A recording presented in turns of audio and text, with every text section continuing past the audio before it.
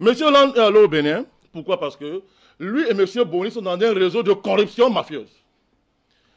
La Côte d'Ivoire, sur la base de la résolution 2153 de l'ONU, il y a un embargo sur les armements en Côte d'Ivoire. Donc, M. Ouattara ne peut pas acheter les armes. Or, M. Ouattara a un problème. J'ai dit monsieur aujourd'hui, vous voyez que c'est poli. Hein? Ah oui. J'ai dit monsieur Ouattara, c'est poli. Vous savez, d'habitude, je ne lui donne pas de monsieur. Oui. Peut-être ça chute dans quelques jours. Hein? Ce que je donne de monsieur. Alors, M. Ouattara a acheté les armes. Sur la couverture du Bénin. Et j'ai le dossier ici. Je n'ai pas le temps pour lui. Voici le dossier.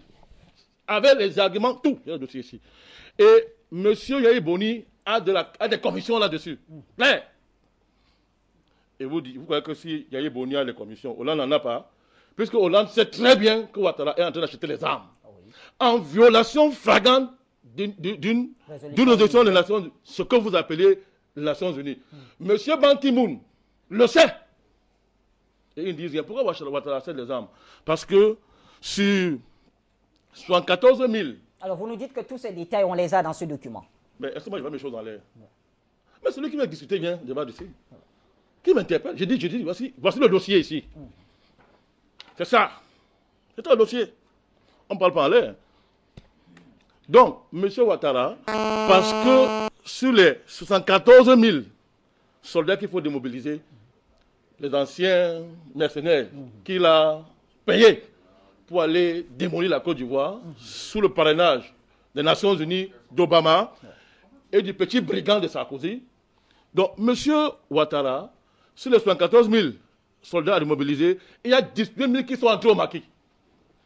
Et c'est les amis de Ouattara, formés au mercenariat, à la criminalité d'État, comme lui. Donc Ouattara ne dort plus. Il sait que ces gars-là, s'ils sont disparus, ils vont revenir.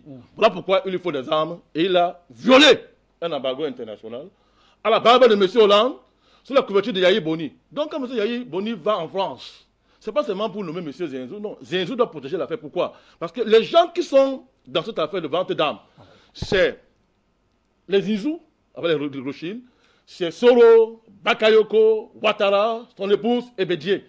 Ils ont mis sur pied des entreprises écrans pour couvrir cet achat d'armes illicite. Donc l'enjeu de M. Hollande au Bénin, au-delà du fait que Yahi Boni, président inconsistant, qui fait honte au continent, a fait de ce pays-là plus qu'un sous-protectorat français, il y a le fait que l'argent sale est en train de circuler là-bas, derrière cette affaire d'achat d'armes. Déclin de la France.